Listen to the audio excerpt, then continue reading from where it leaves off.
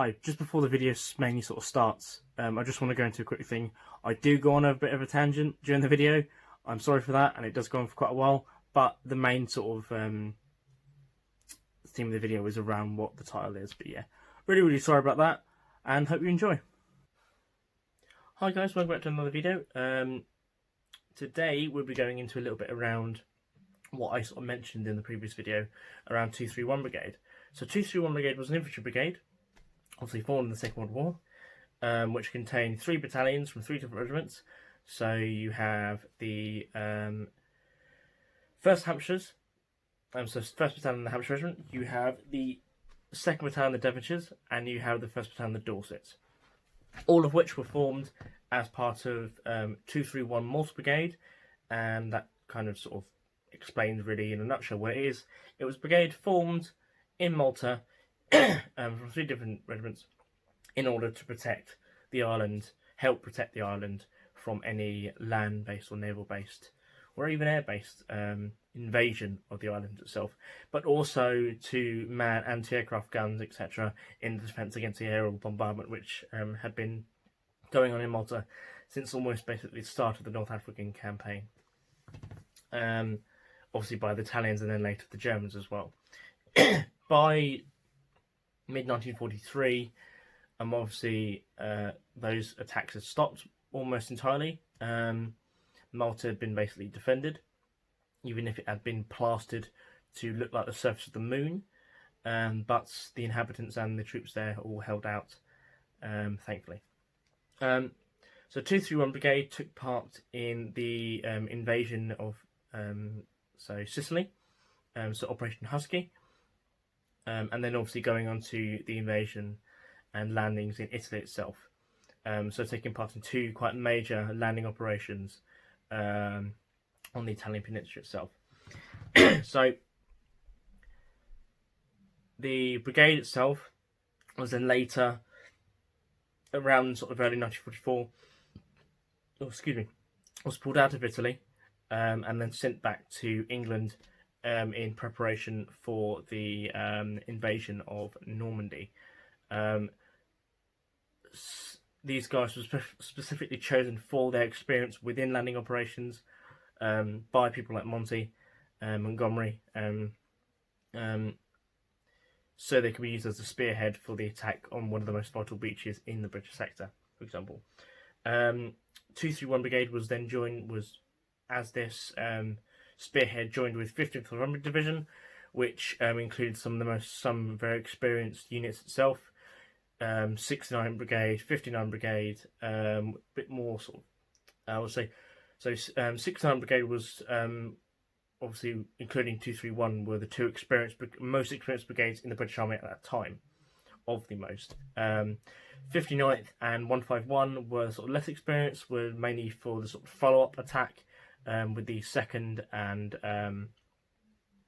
3rd waves to push through the objectives taken by 231 and 69, then to push on to Bayeux, which was one of the main objectives of the Gold Beach sector. So 231 Brigade was assigned, before I get to that, I'll say 231 Brigade weren't particularly happy, and as 69th as well, weren't particularly happy with being assigned, you are the spearhead of the invasion on this sector. They'd already seen 2 landing operations, they'd already seen a lot of action between them, and their main view was, get someone else because we've done our bit, we've done enough in our view. And I don't blame them. If you've been in action so many times, and especially at the forefront of an attack, seeing a lot of your mates get killed, and most of the guys coming in now are fresh and they haven't seen that much action, but and especially since you've gone back to England, you've been now restocked with new guys that you have to train up and have to depend on. So it was quite a anger for these guys. But yeah. So 231 was assigned the furthest west part of the Gold Beach sector. Specifically, the Hampshires were the most westerly part of 231 Brigade. So Gold Beach itself was divided into 4 different sections. So you had Item, Jig, King, and then Love. Each of those 4 sections were divided into 2 sections each, which were green and red section. So 231 would land within the jig sector. Item was just sort of area where sort of it was mainly sort of cliff faces rather than and sort of very, very like low, shallow areas where landing craft couldn't really get in, and it was more of a sector just to divide up the actual beach part itself. So 231 would land mainly in the jig sector, taking on basically the defence positions around there. So, for example, the Dorset's main objective, I believe it was the Dorset's. Let me just double check. Yes, it was the Dorset's. My mistake. Yes, sorry. The Dorset's main initial objective was WN 36 or Widerstandsnest 36. So I think Widerstandsnest 38. I think is was that 38? I can't remember. 66. So I'm trying to get my German. So Widerstandsnest 36, which was the defensive position with machine guns, mortars, and anti-tank guns. I think there was an 88mm gun in WN36, as far as I remember. So that was their main objective. During the actual assault, the actual landing, the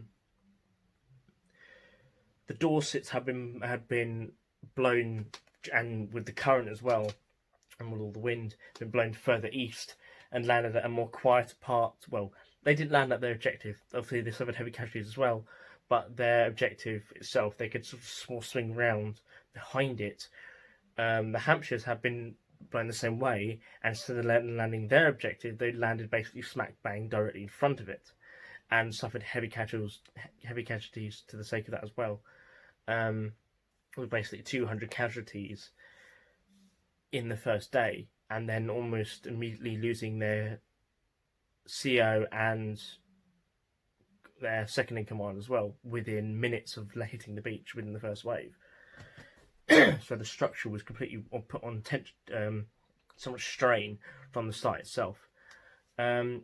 So they hit the beach, and they then had to obviously take out WN36, which was directly in front of them, which was causing them the most trouble. But also at the same time, you had WN30, so Widerstandsnest 37, which was just down the beach up west, so just west of them, which had a 75, I think it was Polish 75mm gun, which was firing directly along the beach, knocking out anything it could see. So Brand carriers, AVREs, Shermans, anything, clumps of troops which it was using high explosive to take out, just blasting its way, and it being faced directly along the beach, it had its main defensive structure of the concrete bunker itself, protecting it, so there was no open areas for the naval gunfire to disrupt it, and also it had kind of protection from the buildings that were surrounding it because it was in the town of Le Hamel, and so the sanatorium in Le Hamel gave it almost protection from the naval bombardment, even when certain AA ships with multiple Bofors and 20mm Orlecan, so 40mm Bofors and 20mm Orlecan guns blasted at this position to mainly no effect. It wasn't until later in the day that the actual position was silenced due to a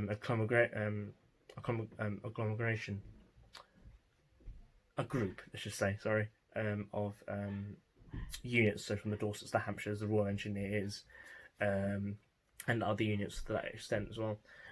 So the Hampshires, specifically, obviously, I have affiliation with the regiment. My father was in the regiment for 20 years, and my family has sort of a close knit with the regiment itself because my family is from around the county of Hampshire.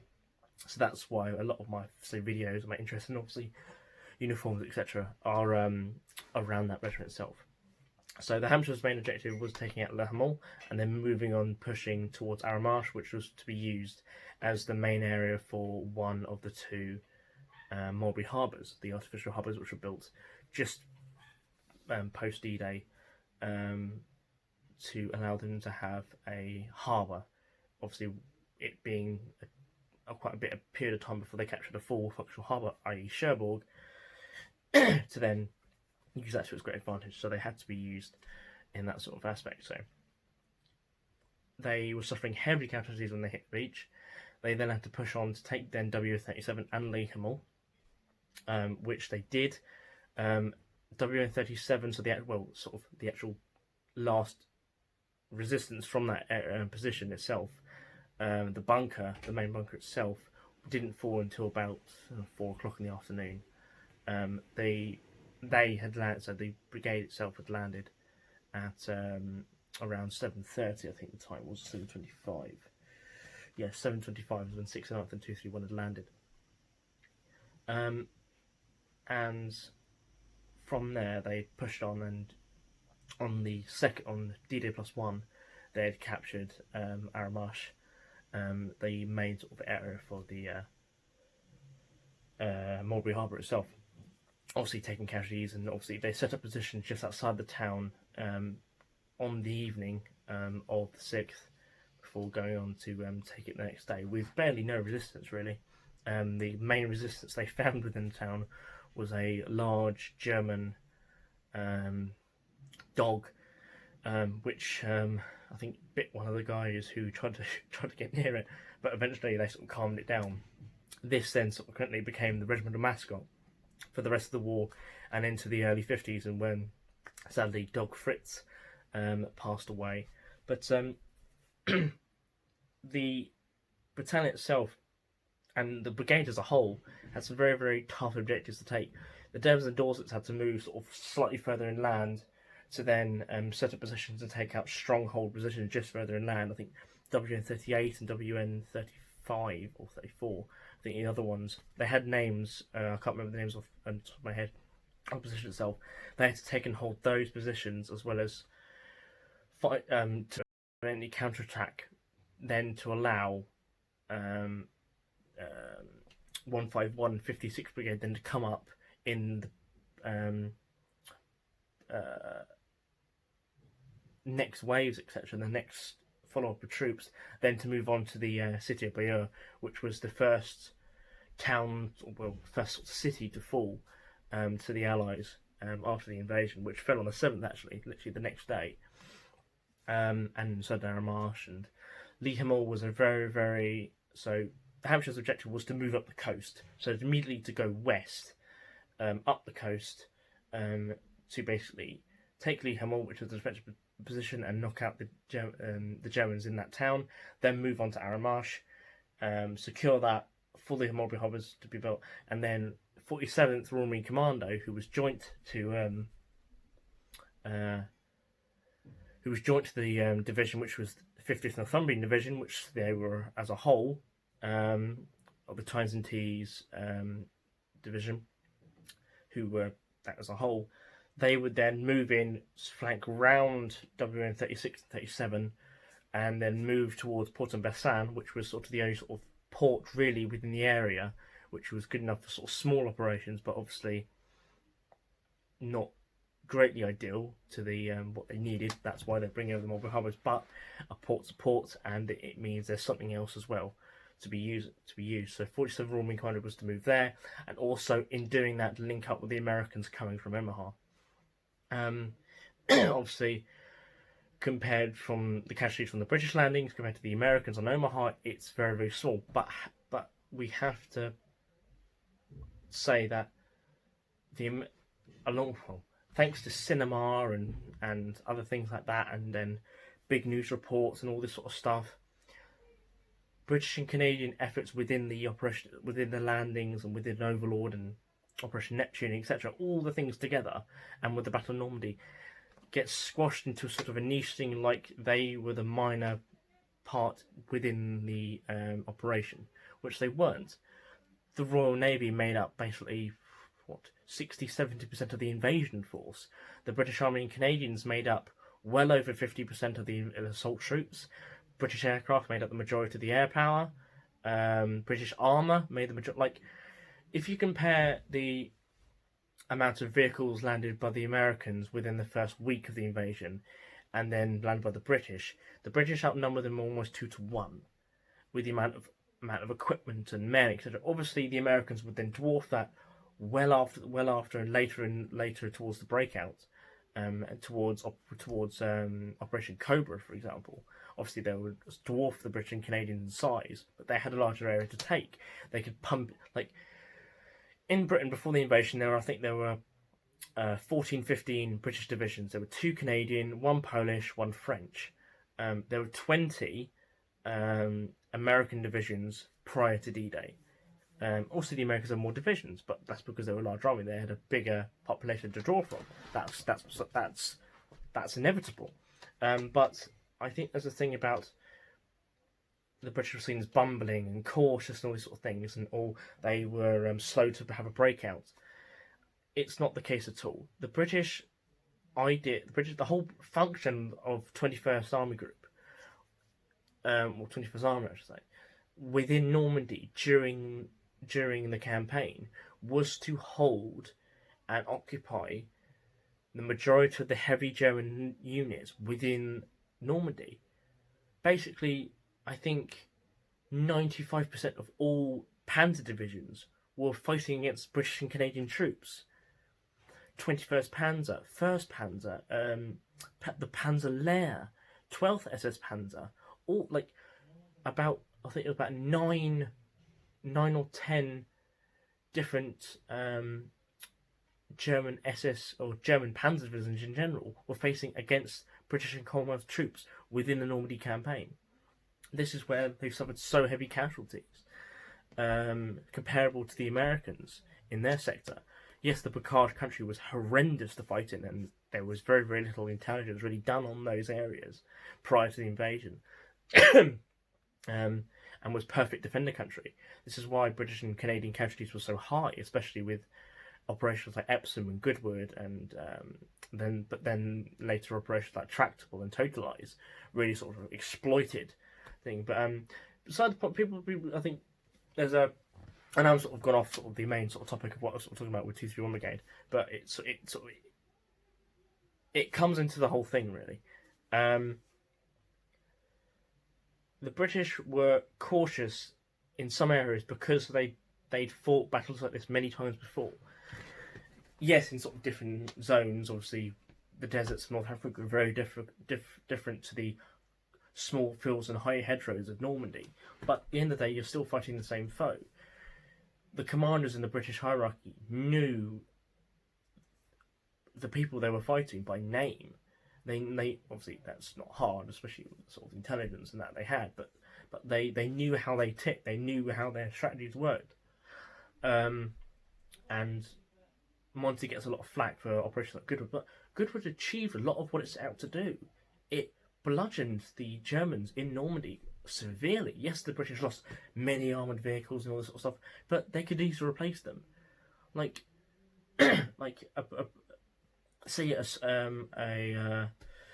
troop of 5 British tanks was knocked out by 1 German tank, but at the same time that German tank is knocked out in the process while doing its job. The British, or even say that the Americans and the Canadians obviously as well, would have those tanks replaced within a week, or even less than that. There'd be replacements as long as most of the crew survived, which generally was actually the case. Most of the crews survived. People have this thing of like for example, this myth that Shermans, they were called Tommy Cookers, all that stuff. That phrase actually was actually a post-war actual thing, or the Ronson, as the Germans called it, or whatever, or something along that lines, or was it Ronson was a post-war stove. It wasn't named like that during the war. There's this sort of myth around it, like all Allied tanks with death traps and all this sort of stuff. That's not the case at all. Majority of tanks knocked out had a high survival rate, comparable to that, say, of like the Russians or even the Germans, for example. So they had a big effect. So back to my sort of little anecdote sort of thing, those 5 British or American or Canadian whatever tanks would be replaced within a week. That German tank, no. And if it did get replaced, it'd be a month or 2 down the line, and notably, probably the crew, most of them were killed, or even attempting to fall. With the amount of air power superiority that the Allies had, the effectiveness of German units to be all this great was squashed entirely. That's why they used so many sort of very close-knit defensive tactics within the blockade, because it was such an effective use of their resources. But I think as a whole, British forces and Canadian forces get sidelined a lot within, say, especially the Normandy invasion, and obviously most of the campaigns post that as well. I think in a lot of culture surrounding the war, there's a lot of myth and legend, all this sort of stuff. Commonwealth troops tend to get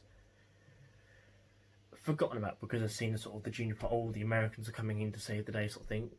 Well, I'm not squashing American sacrifice at all. Like, the Americans did an amazing job in helping the Allies, Western Allies, achieve victory, but they weren't the main reason. The main reason for Allied total victory, really, that was mainly down to the Russians. Like, yes, they had some horrible things, and the Communist Party Stalin was just horrible. But as Churchill said, he would make a deal with the devil if it meant defeating Hitler, basically. And the Russians suffered huge casualties, like 20 million casualties in just like a few years. It's insane. It's absolutely insane. And I think with operations like Market Garden, British get sick. Oh, they do this. Or like, well, I would say the main fault for Market Garden is down to one or two commanders in the field. Browning shouldn't have gone into been in the first wave and using so many aircraft to take his staff and all this sort of stuff in his headquarters.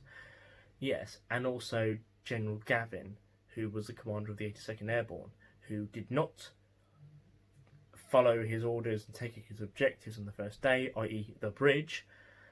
So that led to 30 Corps being held up, etc. But I've gone on a major tangent. I really, really apologise. Completely off from what I was talking about. So I'll try and wind it back. But it's sort of British Normandy and the Canadians Normandy get really. I'm really, really passionate about this. They get sidelined so much, courtesy of the media and films and television and documentaries, say, and random other sort of so-called history on YouTube as well. It really strikes a chord. Like, these guys were there to do a job. It wasn't a popularity contest at the time, but apparently after the war it was. So I don't know.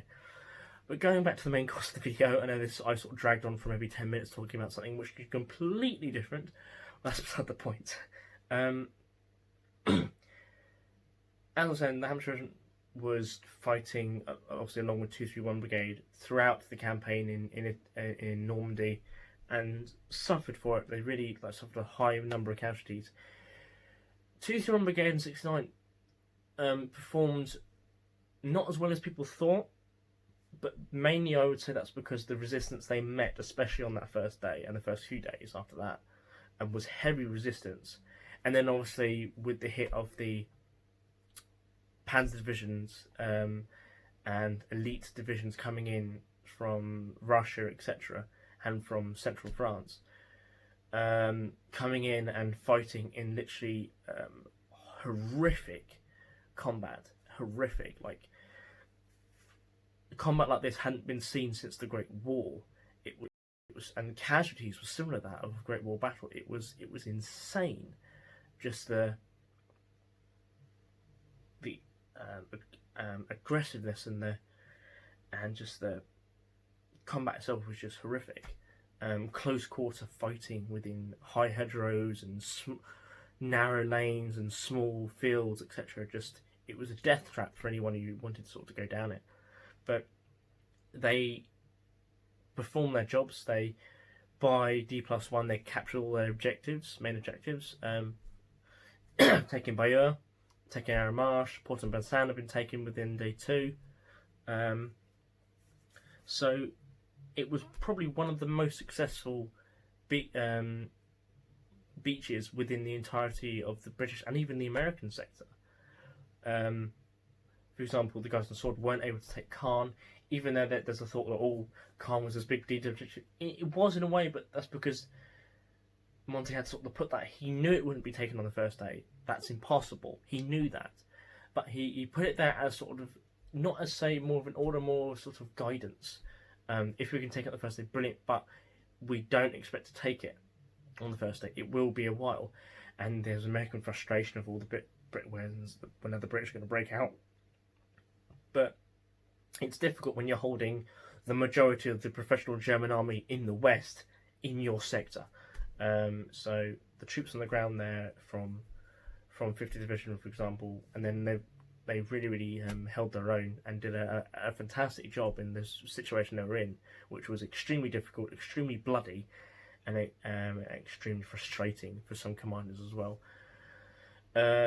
And obviously then with command structure as well, command structure, especially in the Canadian army, especially post the landing itself, was a very high turnover of commanding officers to figure out what's going on. So literally, if you had I think it was almost like a 2-strike system, almost like not that it was, but it was almost like that. If you had so many cock-ups, you're out. You're gone.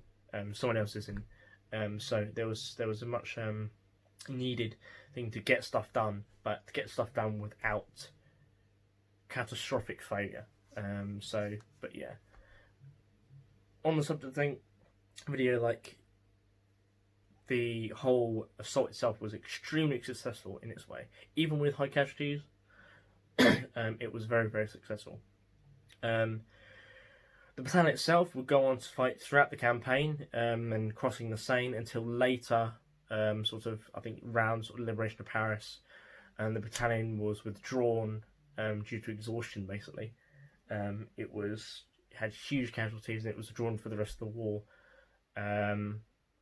To basically recuperate, and most of the men were pardoned off to other battalions within the regiment. For example, 2nd Battalion, who'd fought in North Africa and saying that with getting, I think they awarded a Victoria Cross at Taborba, and one of their battalions is Taborba during the Tunisian campaign in 43. They excelled themselves there. They were part of 43rd Wessex Brigade. Wessex Division, sorry, and took part in the later parts of. They landed on the 8th of June, and then fought with. I can't remember the brigade itself, but they fought in Normandy, etc. And then obviously crossing the Seine as well, and then obviously they took part within Operation Market Garden later in 44 as well, and obviously later actions as well, moving into Germany as well. But the first line as a whole was, as I said, withdrawn from the line, and not broken up, but was depleted, because it was no longer an effective fighting force, because they suffered so many heavy casualties. Most of the officers were new, most of the men were new, and most of the experienced guys had been killed or were just extremely tired, extremely fatigued. They've been in basically almost been in non-stop combat for months, and obviously with that being their 3rd landing as well, it was very tiring. I thank you really much for watching. I know I went off on a massive tangent, and this video has gone on for almost half an hour, but I really appreciate it. I obviously went into some details in that, but I want to give a more overview thing. I'm not a qualified historian. I never claimed to be that. I am an amateur history enthusiast, basically. That's why I do reenacting. That's why I collect things like this. But and I try to expand my knowledge as much as I can. So if I've got anything wrong, please let me know. I'm happy to learn, and I'm happy to learn new things. If I have missed something or whatever, please let me know. I'll be very happy to hear that. I hope to go in other videos more into specific regimental history, mostly around the 20th century, so through the Great Wars, into war and post-war as well. That's where my main interest lies. I do know a little bit about the earliest history of the regiment. For example, that they were formed in the late 1600s. They'd fought at Blenheim. They'd fought at battle during that sort of period. They fought at Minden, and one of the many battalions. But that was the 37th Regiment of Foot, the North Hampshire Regiment, as sort of colloquially known. And then you had the 67th, which was the South Hampshire. They were then joined in the late, I think it was the 1880s or 1890s, where the more sort of county regiment names came into being post sort of numbering system, like I said, 37th and 67th. So they began to be formed into sort of named regiments, as everyone knows today. Even though that sort of tradition, there are very few county regiments left. I think the Yorkshire Regiment is probably one of the last really county regiments left in the British Army today, which is very, very sad. I think there's one or two others, but I can't remember off the top of my head. Yeah, and then they were joined together to create the Hampshire Regiment, later known as the Royal Hampshire in 1946, and then obviously seeing service throughout the 20th century until being amalgamated in 1992 with the Queen's Regiment to create the Princess of Wales Royal Regiment. Obviously, that was their name because Princess Diana, Princess of Wales, was the honorary colonel in chief of the Hampshire Regiment from, I think 83, 82. I can't exactly remember. It might have been a bit later. From what I know, it might be in 84, but I can't remember off the top of my head. But that's beside the point. I'll go more into that sort of history maybe in a later video, if anyone wants to hear that, maybe. Maybe about the regiment during the First World War or whatever, or maybe more sort of like wider sort of view on the regiment during the 20th century. So I'm happy to do that. I probably will do that anyway. But if anyone wants to see sort of specific things, please let me know. I'm more happy to help. As I've said, I'm not a wealth of knowledge on this subject. That's nowhere close to it. I'm always, as I said, I'm always trying to expand my my knowledge on things, and with, say, my reenacting and collecting, I want to become more accurate with these things. I want to become more historical, more true to the period, if that be Second World War, Cold War, First World War, whatever. I want to improve on any area that I can, really.